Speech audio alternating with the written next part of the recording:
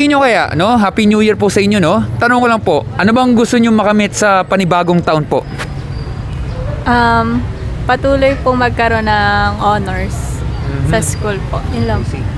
Ano po, good health, tapos yun nga po, academic validation, tapos makagraduate, and sa college ay mas maging maayos pa ang pag-aaral ko. I see.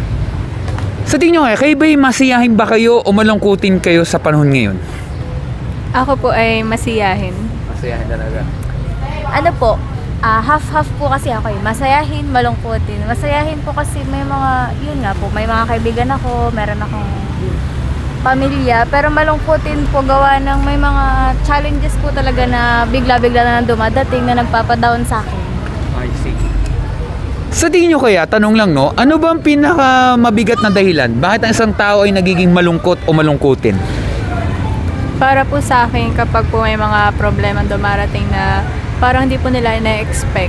Then lalo na po, as a student po, ay kapag po na-stress po sa school. Yun po. I see. Kayo kaya? Paulit nga po ang tanong. Ano kaya po yung pinakamalaking dahilan? Bakit isang tao po ay nagiging malungkot o malungkutin? Save lang din po sa kanya dahil din po sa mga problema na dumadating sa atin. Kasi future is uncertainty po, yung mga bagay na hindi po talaga inaasahang Okay, ganito po. Naniniwala ba kayo daw, sabi ng maraming tao, kaya daw isang taong malungkot, yung isang Pilipino ay nagiging malungkutin, dahil wala daw siyang pera. Yan yung pinakamalaking dahilan. Naniniwala kayo dito? Dahil sa pera, kaya isang tao malungkot? Opo. Dahil nararanasan ko po yun. Okay, kaya. Ganun din po, opo. Kasi kapos din kami, so nalulungkot din ako. I see. Sige, ganito po. May mga ibang kanito na tanong, mabilis lang po ito, pero sundan po ito, no? Tanong ko lang po, active ba kayo sa social media? Like Facebook, TikTok, at iba pa? Tanong lang po ito, survey lang. Ako po ay active po sa Facebook. Nag-score lang po ng mga anime, gano'n lang. Anime naman. Ako din po active. Okay. Kasi ganito po ang tanong, no? Meron ba kayo nakikita sa social media o sa internet, no? Kung bakit may mga gera, may taghirap, may mga pandemya pa, at iba po nangyayari sa paligid, dahil parang punot dulo daw, lahat ng tao ay nagkasala, kaya merong kamatayan at meron pong pagsubok. Ang tanong ko lang po, narinig niyo ba ito minsan? Opo. Na naman po. Nakikita o Nakikita. Sige to, para mas natin maintindihan, sunod po ito, no? Tanong ko lang po, kayo ba isang mabuting tao po? Para po sa sarili ko, opo. Ako rin po, opo. Paano din po masasabi kung isang tao po ay mabuti? Kapag po nakikita po natin na para po sa sarili natin na ay maganda yung ginagawa niya, then wala po siyang tinatapakang ibang tao. Ganon din po, mabait, tumutulong sa kapwa. Okay. Hindi nanghihilap pababa. Okay, ito. Sagutin niyo po itong aking medyo nakakalito ng konti ang tanong, no? Hindi man nakakalito. So, halimbawa, mayroon nga tayong mabubuting tao, no? Which is totoo naman, di man to katang isip. Totoo yung sinasabi niyo, yung parang walang tinatapakang tao, wala daw ginagawang masama. As in, wala naman talaga, no? Pero ba't ganito? Sila lagi yung sinasaktan, sila lagi sinisinzone, sila lagi iniiwan sa ere. Pero po yung mga may pagka-bad boy, may pagka-bad girl ang attitude, bakit mas lalong dumadami yung magiging kaibigan nila, mas tumitindi yung bad influence kaysa good influence. Pero yung mabuting tao parang naiiwan na lang sa ere, parang initsupwera na lang. Naranasan niyo po yung mga ganyang mga sitwasyon na yun? Napapansin niyo minsan? Sa sarili ko po, hindi ko po siya nararanasan, pero sa mga nakikita ko po, napapanood, nakikita ko po talaga na gano'n. Dahil po siguro, kapag po mabuti ka, hindi ka po nalaban sa mga masama. Pero tapos yung mga masama naman po, kaya po nalaki po yung impluwensya nila. Yung mga tao pong nakapaligid sa kanila ay ayaw pong ma-outcast, yung para pong gusto pong makabilang sa kanila. Ganun po. Kaya? Na ko naman po, nakikita ko sa iba. Siguro po dahil sinusubok po sila ng panahon. Sa tingin nyo, unfair ba yung ganyang treatment na yan? Kasi syempre, kung tayo tinuruan talaga, basic lang, kapag mabuti yung pakisama mo, wala mangyayari talaga sa'yo masama. Pero parang baliktad, mas gusto nila yung masasama, mga ganon. Sa tingin nyo, may maling treatment talaga ito? Para po sa akin, meron. Meron po. Meron talaga, no? Unfair. Sige, ganito. Mahilig ba yung magbasa ng dictionary? Tanong lang. Ano po? Mahilig ba yung magbasa ng dictionary? Tanong lang. Hindi po. Hindi. Hindi po. Sige, bigyan ko kayo ng konting trivia o konting kaalaman. Libre lang po ito, no? Pag sinabi daw na mabuti daw o good, sabi sa dictionary, ito daw ang tinatawag na moral excellent o morally upright. Isipin ng moral, ugali ng karakter sa panloob ng tao. Isipin individual. Wala pa to sa mga pakikisama at iba pa. Yung sarili lamang. Parang sinasabi, dapat wala daw ginagawang kasalanan, krimen, at wala daw sinasaktan na tao kahit sanggol. Pero tingnan natin po itong mabibili sa tanong kung talagang tutugma. Kagaya nito, kay Bubay nakapagsinungaling po sa tanan ng buhay niyo po. Opo. Opo. Yun nga po ang problema. Lahat po talaga tayo guilty. Kasi ang una po matututo ng bata ay magsinungaling. At lahat talaga tayo dito ay bagsak. Pero ito po, kay Bubay nakapagnakaw po ng isang gamit, kahit po yung lapis, ballpen, barya, kahit ano pang halaga yan, kahit yung nasa internet. Opo. Opo. Yun nga po ang problema, no? Imagine nyo, andyan na yung police station. Kapag matindi pong batas yan, baka wala na pong tao dito. Lahat tayo nasa kulungan na. Kung pag-uusapan natin ay batas. Pero ang pinagsasabi lang dito, kaya tayo nagnanakaw ng isang bagay kasi wala sa presyo. Hindi yung 1 million pesos or 1 piso. Kaya tayo nagnanakaw daw isang gamit kasi gusto natin isang bagay na walang kahirap-hirap. Siyempre, pag minapulot ka, parang instant may nakuha ka na. Pero ang tama dapat, ibabalik ka sa may-ari o bumili tayo sa ating sariling bulsa, sariling pera talaga natin. Yun nga lang, marami taga sa atin doon ang guilty.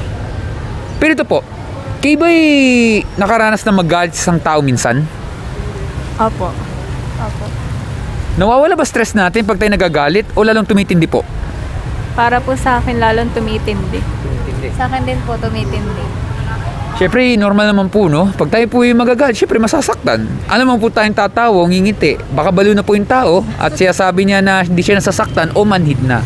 Yun nga lang, normal lang po kasi yun dahil kung hindi natin kaya idaan sa sapakan, sampalin o saksakin, magtanim ka lang ng galit, parang nasaktan mo palang tao, pero hindi po literal. Walang sugat, pero puso ang nasugatan.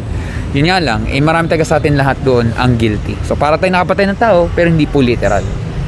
Pero ito po, nagamit nyo ba minsan ang pangalan ng Panginoon sa walang kabuluhan? Minsan pag kayo nagugulat, napapa-OM, alam nyo na po yun? Opo. Opo.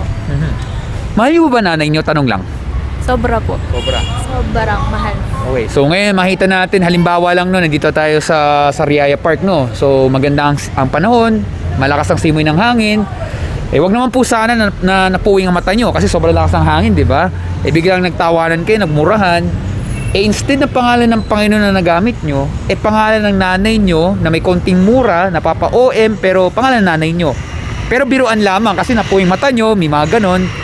O wala na banggitin nyo bilang parang panggulat lang kahit wala namang kinalaman ng nanay nyo sa pagkapuwing ng mata nyo dahil malakas ang hangin?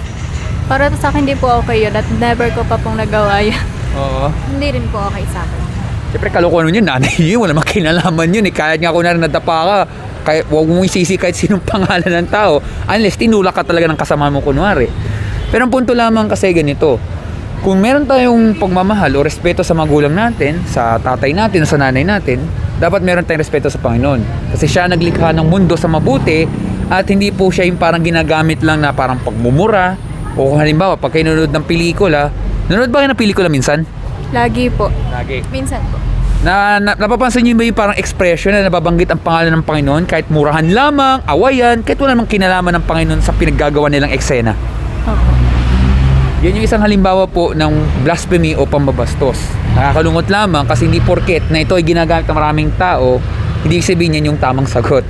Ibig sabihin nun, hindi nila alam na ang ginagawa nila ay mali. Ang tawag kasi doon ay blasphemy o pambabastos at marami talaga sa atin doon ang guilty. Pero nilinaw ko po, hindi ko po kayo hinuhusgahan. Ito'y para lang malaman kung tayo po'y mabuting tao. Kaya nga ginamit ko pong pronoun ay tayo o third person. Basic English lang to. Na kung saan din lang kayong dalawa, lahat po tayo.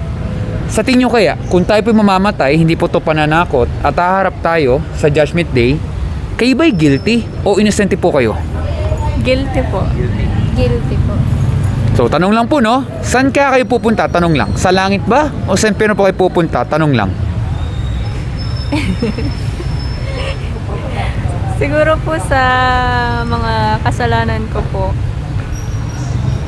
Langit. Langit. Okay. Langit po.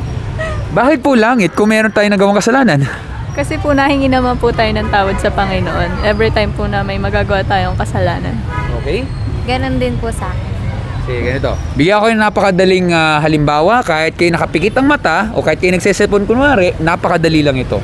So kunwari may isang kriminal, no? Nakapatay siya ng tao, nagnakaw siyang pera sa bangko, nahuli siya ng pulis at nasa korte. At ganito sasabihin niya, Judge, opo, guilty po ako sa nagawang krimen, pero humingi po ako ng kapatawaran. Kasi naman, siguro naman, hindi naman ako sa kulong mapupunta kasi nagsisisi na ako, parang narealize ko pagkakamali. Parang alam mo na, ganun din yung pangangatwiran ng ibang tao. Pag may nagawang mali, parang ayaw na punta sa parusa at iba pa. Pero sasabihin ng judge, anong pinagsasabi mo? Kailangan mo pagbayaran, kailangan mong tanggapin pag may nagawa kang krimen o kasalanan, meron kang talaga mabigat na parusa na kailangan mong harapin at kailangan ka talagang itapon sa kulungan kahit anong pampaliwanag niya. Tama po ba? Opo. Opo. Ito po kasi ang problema po, no? Sabi kasi sa Biblia o salita ng Panginoon, ang mga tao nagsinungaling, nagnakaw, nagtanim ng galit, at iba po mga nagawang kasalanan, magaano mabigat, ay walang makakarating sa langit. Hindi makikita ang karya ng Diyos kung hindi itatapon po sa nagbabagang apoy o impyerno. Pero simple lamang po ang tanong ko, kayo ba'y nag-aalala na maaaring sa impyerno po tayo tatapon? Di lang kayong dalawa, tayo pong lahat sa impyerno. Sabi ng Panginoon, sabi sa Biblia. Opo. Opo. Siyempre dapat po tayo mag-alala kasi po buhay pinag-uusapan. O, simplihan ko lang, no? Mamili kayo, tao o pera? Tao po. Tao po. Bakit po tao? Ano po, para po sa akin, mas mahalaga po yung value ng isang tao. Yung buhay po ng isang tao. Ganon din po sa akin. Pero gusto niyo ng konting trivia? Actually, tinanong ko sa ibang tao, alam mo, pinili nila pera. Palibasa daw kasi pag may pera, at least may magagamit okay sa tao.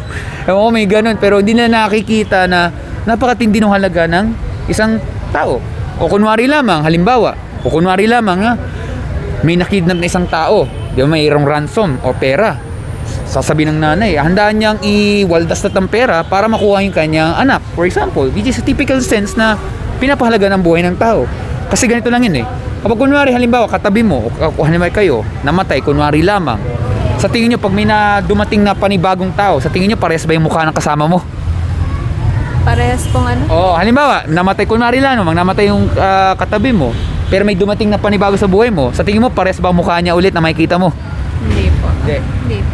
Kasi napaka-unique po talaga. Ibig sabihin, ganun kabigat yung value na merong mukha, may mata, may bibig, pero yung value ng isang tao. Which is ang masakit po dito, kapag po isang tao guilty, ang kanyang kaparusahan kasi kamatayan. Kasi sabi sa Biblia, ang kabayaran sa tinagawang kasalanan ay kamatayan. Which is napakabigat po yun. At dapat tayo mag-alala kasi buhay po ang pinag-uusapan. Kagaya nito, kayo ba natatakot sa kamatayan? Hindi po. Hindi ka natatakot sa kamatayan?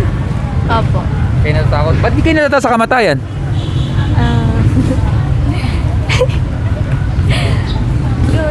Ulitin ko, kayo ba natatakot sa kamatayan? Hindi. Hindi po. Hindi, bakit po? Ano po? Siguro dahil bored lang po ako. Ano? Ano po sabi nyo? Pwede po hindi na sabihin yung dahilan. Hindi, okay lang naman, no? Parang hindi ako sigurado kung ano sinabi nyo, pero naiintindihan ko naman po, no? Pero sa tingin nyo kaya, ganito na lang. Alam nyo po ba kung hanggang kailan kayo mabubuhay? Hindi po. Hindi po. Yun nga po mahirap, no? Hindi natin talaga alam kung hanggang kailan tayo mabubuhay. Kasi napakaisip po talaga ng buhay. Kasi kahit Disyembre, may mga tao namamatay. Paskong Pasko, may namamatay na lang bigla. Kung hindi sa kasiyahan na lang, may mga hindi natin kontrolado sa sitwasyon, no? Pero hindi para takutin ating mga sarili. Kundi lalo tayo magtiwala dapat sa Panginoon kasi tayo po talaga mahihina. Nakakaras tayo ng kahinaan. Kahit tayo masaya sa isang bagay, pero on the other hand, magiging malungkot din tayo kasi hindi natin kontrolado nasa paligid. Ang punto lamang, kaya natin talaga magtiwala sa Kanya kasi talagang parte po ang buhay na maiksi lang talaga yung ating buhay at kaya natin talaga magamit ng maayos. Dahil ang buhay kasi hiram lamang. Tama po ba? Opo. Bagamat po ang Panginoon po kasi galit siya hindi lang sa kasalanan kundi sa makasalanan tulad natin, sa impyerno talaga tayo babagsak dahil justice mula sa Panginoon, pwede naman po magbago ang lahat-lahat kapag narinig natin itong salita na to. Familiar ba sa salitang mercy? M-E-R-C-Y. Opo. Opo. Mercy. Ano ibig sabihin ng mercy? Para sa... Ang hirap i-explain tayo ng Tagalog. Para pong mercy, yung may Awa. Basta pong ganun. Awa. Tama, awa. Actually, hindi mo ma-explain kasi ang mercy sa tamang paraan kung hindi itatranslate mo to sa Tagalog. Ibig sabihin ay awa. Ibig sabihin, pwede tayo humingi ng awa sa Panginoon na inamin natin na tayo po'y mahina, na tayo po'y litong-lito sa buhay natin. At kapag may nagawa tayong kasalanan, tinatanggap po natin ang parusa. Ganun po ang paghingi ng mercy. Versus ang isang taong nagde-deny, ay hindi, malinis akong tao. Hindi, wala akong kasalanan dito. Nagmamalinis. Pero ang Panginoon, kita niya kung ano sa puso't isipan ng isang tao.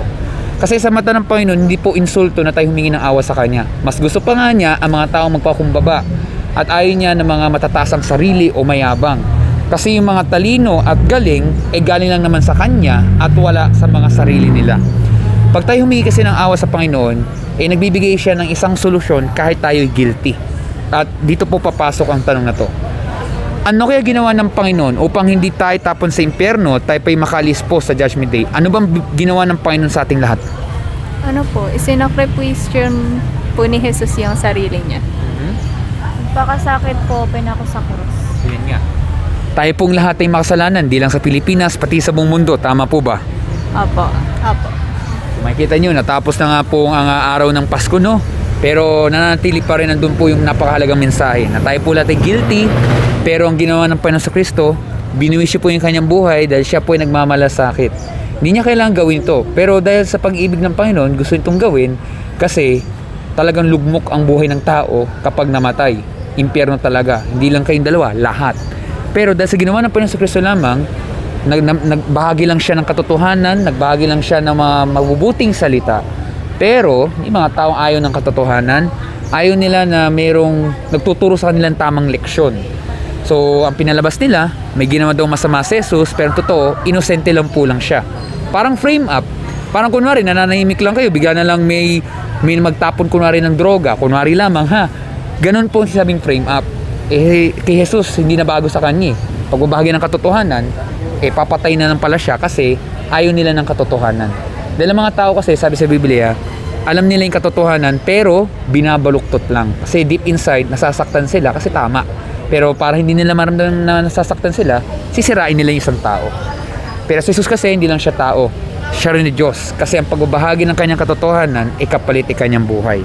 So siya ipinako sa krus, namatay man siya doon, pero siya nabuhay ng pangatlong araw para matalo pong kasalanan, matalo pong kasamaan at meron pong buhay na walang hanggan. Kasi kapag isang tao po ay guilty, pwede siyang palayain dahil may nagpiyansa. Narinig mo yung salitang piyansa? Opo. Ganun po yun. Isabihin, merong nagbayad ng danyos. At ang ginawa ni Jesus ay kanyang buhay dahil hindi lang siya tao, siya rin Diyos. Kaya kanyang dugo ang naging kabayaran instead ng buhay po natin. At dahil po doon, natalo na po ang kasamaan at natalo po ang kasalanan. Pero ang kaligtasan po kasi ay hindi din talaga makakamit sa ating mabubuting gawa kasi may bahid na. Kaya ang kaligtasan kasi ay galing lang sa biyaya ng Panginoon. Pero may dalawang bagay po para makamit yan. Una, narinig ba yung salitang repentance? Opo. Repentance po. Ano kaya ibig sabihin ng repentance since alam nyo? Para po sa akin yung nagsisisi ka, yung nagre-repent ka po sa mga nagawa niyong kasalanan. Kasi tama sagot nyo. Pag sabi ng repentance, pagsisisi sa kasalanan. Para sa sakit, di ba gusto nyo pong gumaling? Opo. Siyempre, pag kayo nagkasakit, wala kayo dito sa parke na to. Hindi kayo magpapahangin. Siyempre, kaya kayo nandito kasi wala kayong lagnat. Wala kayong nararamdamang masakit sa katawan nyo. Kaya nagagawa nyo ang gusto nyo na nagiging productive kayo. So, parang ganun din. Pag tayo nagkakamali, patuloy tayong lalayo sa tinagawang kasalanan. Babaguhin ang ating puso at isipan. At ang isa po ay ang pananampalataya sa Panginoong Hesukristo lamang bilang Panginoong tagapagligtas. Pag nagawa natin yung dalawang bagay na yun, tsak tayo patatawarin ng Panginoon, bibigyan tayong bagong puso at isipan at katauhan, at higit sa lahat, anuman ang pagsubok na pinagdadaanan natin, meron pong pag-asa. Hindi sa mundo na ito, kundi sa Kanya lamang, at dahil doon, meron pong buhay na walang hanggan. Sa tingin nyo kaya, nagsasabi kayo ang totoo? Tanong lang. Opo. Pero pag-iisipan nyo po ba ang ating napag-usapan po? Opo. Okay, bago po umalis, no? Ba't kita tayo nandito sa mundo na ito? Ano po, may purpose po tayo. Ganun din po, may purpose tayo. Siyempre, lahat kaya tayo nandito sa mundo dahil meron talaga tayong purpose. Imposible na po na boring po ang buhay. Kasi ang totoo kasi, Kaya po tayo dito sa mundo ay para makilala natin ang Panginoon at siya ang malugod natin habang buhay. Haharap po talaga tayo sa iba't ibang pagsubok ng buhay, hindi para panghinaan po ating mga sarili, kundi lalo tayong magtiwala sa Kanya lamang. Kasi normal po ang buhay, ay minsan masaya, minsan ay malungkot. Number one kasi pong rule talaga sa buhay po, not necessary rule po, ay acceptance. Kapag isang tao hindi niya tinatanggap ang mga pagsubok, hindi siya magmamature. Kasi wala naman pong shortcut eh. Halimbawa, pag naglakad ka, nadapa ka, napaka-simpleng illustration lang na ganoon talaga, hindi mo kontrolado yan eh. Ang punto lamang, kailangan mong bumangon.